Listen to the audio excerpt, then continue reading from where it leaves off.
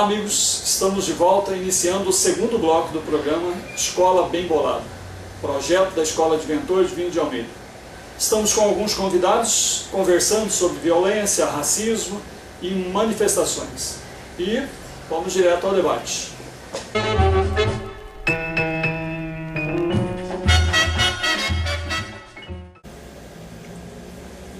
Olá amigos, estamos iniciando o segundo bloco do programa Escola Bem Bolada, projeto da Escola Estadual Adventor de Vinho de Almeida. O programa Escola Bem Bolada conta com a presença de professores da escola e convidados, com a finalidade de debater temas relacionados ao futebol e à escola, fazendo uma análise crítica desses temas. Nesse segundo bloco do programa Escola Bem Bolada, continuaremos debatendo temas violência, racismo e manifestações públicas. Este programa está sendo dividido em 4 blocos, durante os quais contaremos com as presenças ilustres de mestres, não pessoas totalmente ligadas ao futebol, mas professores, conhecedores do processo educacional de crianças, jovens, adultos. Mas vamos direto a quem sabe, Vamos ouvir o professor Iasso Gelati, torcedor do Inter, professor de História, Filosofia. Tua opinião, a escola e os estádios não deveriam ser lugares que, entre outros, apropriados para se alegrar, divertir, fazer amigos, confraternizar, ter as famílias presentes, Eu acho que tanto a escola quanto aos estádios, Independente das diferenças entre as pessoas, você não acha que seria um local ideal, independente da sua cor, do seu credo, do seu time, não seria um local para a gente se alegrar com as vitórias ou se confraternizar nas derrotas também, Bem, deveriam. Se a gente analisar realmente, tanto a escola como os estádios são lugares para confraternizar. Eu vou citar um exemplo pelo qual eu passei. Tive uma oportunidade de assistir um jogo de futebol, do Internacional, e era um Grenal contra o Grêmio, o maior rival. E, claro, o jogo era no estádio do Grêmio, mas no nosso espaço. E eu fui sozinho, não conhecia ninguém lá em Porto Alegre, mas eu fui, oportunidade de assistir esse jogo. E teve um momento lá quando o Inter fez 1-0, 2-0, 3-0, acabou o jogo, e o que foi bacana? A confraternização, você abraçando pessoas, que você nunca viu na vida, mas um sentimento de alegria mútuo que eu nunca vi em um outro lugar. É interessante, eu achei bacana essa sensação. Mas isso torcedores do mesmo time. Torcedores do mesmo time. Que poderia ser para o outro. Exatamente. Que não, alguma a gente analisou recentemente o jogo de Bayern de Munique e Real Madrid, times rivais, mas mesmo após o jogo, paz, tranquilo. E o que a gente percebe? O problema da violência, isso que afasta, no caso, a família. Se a gente for olhando aqui, o estádio, ao longo até da história desse idioma, para você ir ao fim de semana, extravasar, vamos dizer assim, vou ter que cortar, eu já não pode seguir. Pode seguir? Mas enfim, o estádio tem por objetivo a confraternização da família, da sociedade, é um lugar de sociabilizar, assim como a escola também.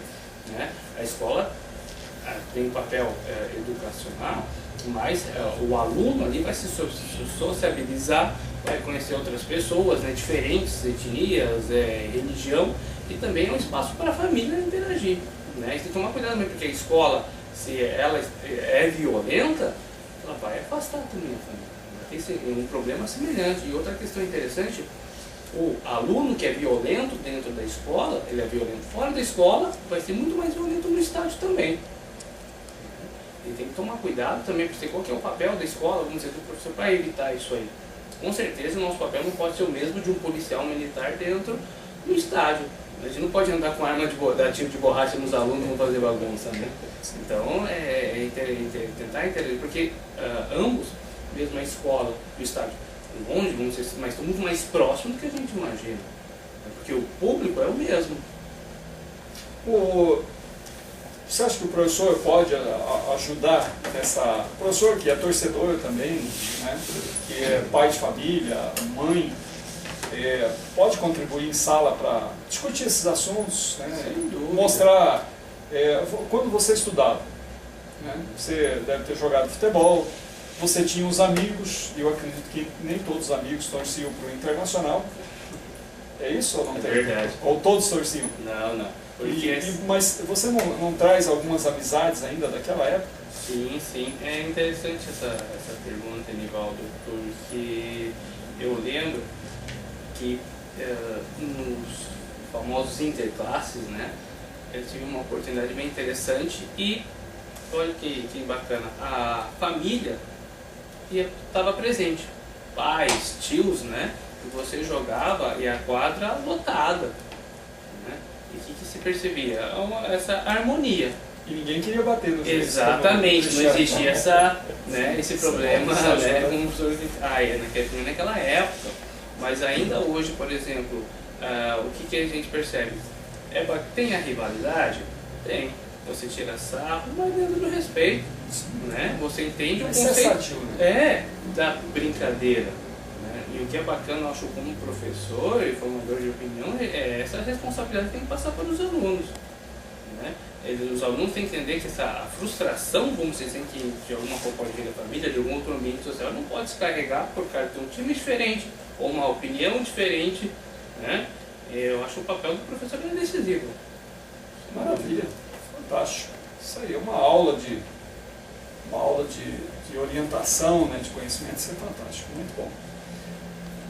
Vamos ouvir o mestre craque, né, corintiano, né? Nem tudo é perfeito. Celso Ricardo, professor de História e Sociologia. Celso, tua opinião, sei que você é um cara com conceitos formados, essas brigas por cores, escudos, times, bandeiras, brasões, né? Isso não vem lá da Idade Média? Ou seja, naquela época se guerreava por essas supostas defesas, mas tinha ali, né, defesas de reinos, né, de territórios, era uma coisa mais específica. O que você pensa sobre essa violência? Você acha que tem motivação hoje, com os clubes, mesmo o clube sendo tão prejudicado? Bom, primeiramente, obrigado pela pergunta e é um prazer estar aqui conversando com vocês. Maravilha. E obviamente que realmente esse início, essa gênese do brasão, da disputa, ela é medieval. Existe uma diferença básica, né, porque nós reproduzimos comportamentos medievais na atualidade. Então você vê uma violência na escola, uma violência no estádio, como algo inerente a uma época que não mais pertence à nossa, né? Por exemplo, a era medieval, onde ocorriam as disputas, os duelos, né? Visando conquista de territórios, ou até mesmo lavar a honra, né? Essas questões, é uma sociedade militarizada, é uma sociedade onde a violência ela é inerente, ela existe como algo natural, né? Então, quando nós reproduzimos isso na nossa era, uma era pacífica, em tese deveria ser pacífica, né? Nós acabamos nos tornando medievais, nós acabamos trazendo a violência à tona numa época onde o pacifismo tem que ser à tona, né? Tem que ser o ponto principal. Aí a gente pode fazer analogias, né? Porque no esporte existem rivalidades que não necessariamente são inimizades, são questões, ele não é seu inimigo, ele é seu rival dentro do esporte. Acabou o jogo, como já foi citado, a gente vê muito isso na Europa hoje, no Brasil ainda não existe, a gente não consegue ainda lidar com essa paixão da derrota, né? Tem pessoas que dizem que o brasileiro não gosta de esporte, ele gosta de ganhar. né?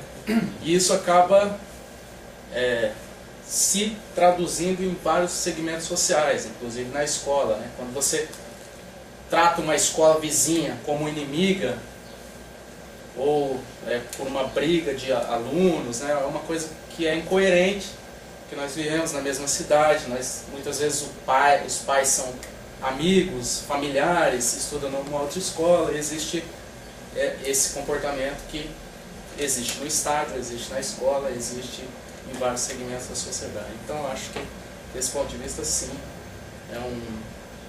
a gênese de tudo isso é medieval, mas nós continuamos reproduzindo comportamentos medievais. Eu gostaria de continuar o teu raciocínio aí e perguntar: quando esse torcedor briga pela suposta bandeira, pelo escudo, pelo brasão, e por aqueles jogadores que estão ali, os jogadores têm uma fidelidade pro resto da vida com os times? Hoje em dia isso não acontece, né? Então cada vez mais raro, como você vê um jogador fiel àquele escudo, àquela bandeira. Então hoje, como o esporte está muito mercantilizado, o dinheiro acaba falando mais alto, então não existe essa fidelidade. O oposto da era medieval, onde morria-se pelo seu reino, pelo seu brasão. E também até no esporte um tempo atrás, né? Quando os jogadores permaneciam em seus clubes, demonstravam uma fidelidade. Mas nunca foi para o resto da vida, né? Nós já tivemos vários jogadores, o exemplo do teu time, o Rivellino, que jogou muito tempo, foi ídolo no Corinthians e foi ídolo do Fluminense. É curioso isso, porque atualmente você tem jogador como o Neto, que já passou pelo Corinthians, passou pelo Palmeiras, passou pelo São Paulo. Então você briga por um time, por um jogador, que daqui a pouco ele vai estar no time rival, e daí?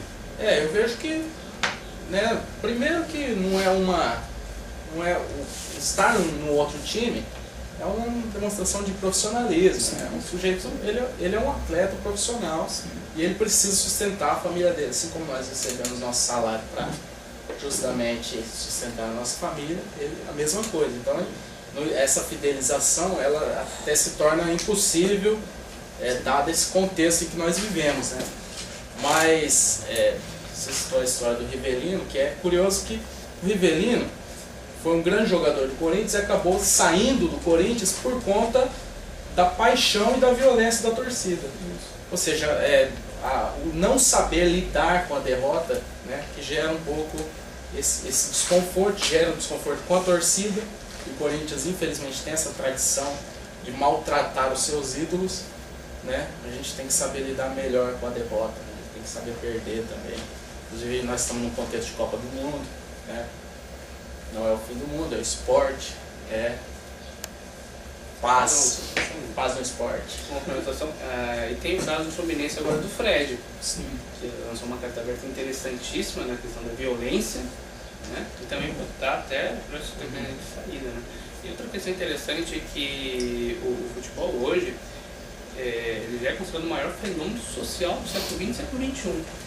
Se você observar as pessoas, elas nascem, mudam de cidade, né? Mas mudam de família, mudam de nome, mudam de sexo, religião, mas nunca mudam de time de futebol. O time de futebol é pro resto da vida. Se o casamento fosse assim, não tinha divórcio. Sem mencionar. Você vê que os debates, né, sobre a violência, sobre o racismo, eles têm várias vertentes, né? E isso é interessante a gente estar apresentando e cada um fazer a sua avaliação, né? Quando você briga, você está brigando por quem? Né? O futebol não é um espetáculo? Alguém briga porque você gosta mais do palhaço, gosta mais do malabarista, do mágico num circo? Você briga quando tem as competições olímpicas porque você gosta mais do nadador, da ginasta, né? Então acho que a gente tem que rever algumas coisas dentro do futebol. Mas está aqui um pouco machista, né? Vamos agora ouvir o lado feminino, né? Vamos ouvir as mulheres. Gostaria de saber da professora Ana Carla professora de língua portuguesa, literatura, redação, né? Ana Carla, qual a sua visão, a visão da mulher, né? A visão mais específica da mulher, visão como mãe, como irmã, como filha, enfim, a visão como torcedora.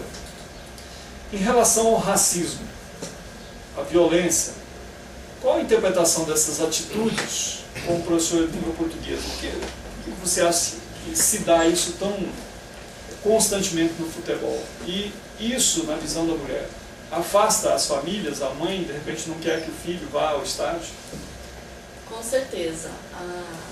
A mãe, ela tem por instinto proteger a sua prole, né? E é muito triste você estar assistindo a televisão, um jogo, até a mãe como mãe do esportista que está lá, vendo o filho cair, quebrando, pessoas xingando, né? As mães sofrem muito xingamento das mães dos juízes, dos jogadores. É muito triste, isso é uma situação ruim, mas eu acredito que o ser humano, apesar de ser considerado como um ser pensante, inteligente, ele ainda não consegue lidar com a sua paixão, né, que é exagerada, então ele leva aos extremos. Uma paixão que ele age de forma irracional. É como se fosse um casal de namorados, você tem ali o seu lado dos ciúmes, da posse, e o torcedor hoje, ele defende o escudo como se fosse algo único na vida dele, de mais extrema importância. Vai além da questão familiar, vai além da questão do seu dia a dia, do trabalho, e isso acaba agredindo, né? Aí, como já foi dito, o estádio, que era para ser um lado de confraternização, em que as mães, os filhos, os pais estariam unidos, acaba virando um duelo, né? Como se fossem gladiadores, cada um querendo levar o seu de forma ruim. Então, como mulher, né, como professora, eu acho que nós temos que repensar, como já foi dito também pelo professor de Educação Física Cristiano, a questão dos bons costumes, da moral, da ética, né? Temos sim que parar, sentar, rever esses métodos, rever a questão da grade curricular nas escolas, como trazer isso, porque não basta você saber o que é substantivo, não basta saber quem foi o presidente na década de 70, ou saber qual é a função do X e do Y, mas principalmente saber como a sua cidadania, seus direitos de ir e vir, e isso está se perdendo. A escola tem uma função não só de aplicar conhecimentos, mas principalmente de socializar, né? Preparar o aluno realmente para o papel de cidadania. Inclusive, isso é garantido por lei.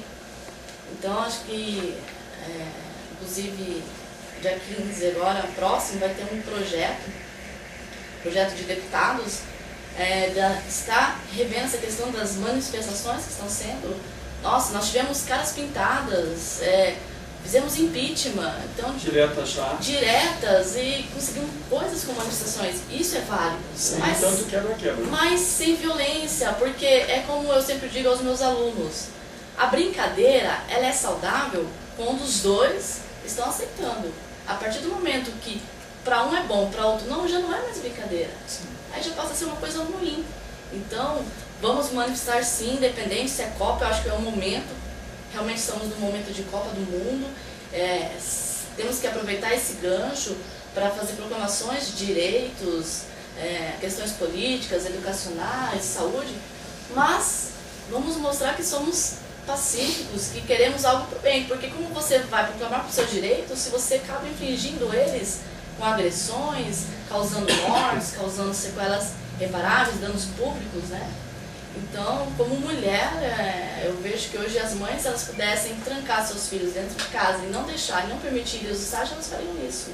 Porque realmente você dá o tchau pro seu filho, você sabe que ele vai lá porque ele gosta, é um corintiano, é fanático, mas você fica com medo, você não sabe se ele vai voltar, se ele vai retornar, né? É difícil. Esse tempo, eu fui jogadora, fiz parte do time, participei de interclasses. Nossa, como era gostoso, eu era goleira do meu time, né, na escola, e era tão bom, eu era aclamada, tinha a torcida, mas tinha respeito. Sim, perdemos, sim, ganhamos, mas é como o professor de história disse, o professor Celso, infelizmente hoje o esporte não é mais para você não torce, né? Você só quer ganhar, não está importando com... inclusive tem essa demanda, até a questão da atitude, né, das confederações de futebol. O time não está indo bem, já na primeira oportunidade manda o técnico embora. Então são questões que acaba passando também para o torcedor, aquela insegurança. Aí eles acham o direito de gritar, xingar, jogar banana, ter atitudes racistas, né, preconceitos sexuais. Então a gente tem que rever muita coisa mesmo. Eu sou contra racismo, eu sou contra manifestações que geram violência e com certeza com todos, né, proclama a paz, assim como foi feito no Campeonato Paulista, que teve um jogo em que foram distribuídas as bandeiras brancas. Acho que começa por aí, conscientização e leis, né? Infelizmente, como o professor já disse, a sociedade ela já está se perdendo porque você tem que criar leis para se cumprir uma outra lei. Então isso é muito triste, é uma situação muito chata. Muito bem. Deixa eu até fazer uma outra colocação dentro do que você falou. E é bom a gente ter a visão da mulher, né? Afinal de contas, o olhar da mulher é mais detalhista, mais específico. E se você observar, quando chega a época de Copa do Mundo, quando chega a seleção brasileira está lá, a mulher participa muito mais, você vai ver mais mulheres participando, né? Fica muito mais bonito os estádios, né? Porque os marmanjos realmente, né, barbudos, né? Não que eu tenha nada contra, né? Mas as mulheres enfeitam mais o estádio. E a gente percebe que nos jogos da Copa, durante os jogos da Copa, as mulheres torcem mais. Você acredita que isso também seja porque durante a Copa as torcidas se unem mais e fica um espetáculo mais gostoso, mais bonito? Com certeza. Eu acho interessante porque até nas escolas, né, a Copa ela vai iniciar no dia 12 e as escolas vão parar. Por 12 dias nós estaremos parando, então quer dizer, o Brasil inteiro vai parar para assistir, para aplaudir, para vivenciar, né? Como professora de literatura, eu lembro muito do termo, do vocabulário do fanismo, né? Que é vangloriar, o gostar, o amar. E realmente, a mulher ela participa muito, ela pinta a cara, coloca roupas, né? Acessórios, então deixa a coisa até mais bonita. E participa. Então realmente é muito interessante como sobe aquilo dentro de você. De repente você não sabe nem quem são os jogadores que estão lá, às vezes muitos, né? Mas estão lá gritando, cantando a musiquinha tema da Copa, se fantasiando de Fuleco, que é o nosso mascote dessa Copa, né? Então assim, é um momento realmente que nós paramos, né? Acho que é um esporte que mexe muito com a questão sentimental também, porque essa questão da paixão, do amor, da socialização, então é interessante. E com certeza nós mulheres vamos estar lá participando e torcendo para os dois lados, né? O lado da vitória, o lado do jogo, do esporte e o lado da paz, que é o que nós queremos principalmente. Muito bem. Muito obrigado. Só deixa eu fazer Estamos terminando o segundo bloco do programa Escola Bem Bolada. Logo mais estaremos de volta com o terceiro bloco e os nossos convidados que estarão falando sobre os assuntos. Até já!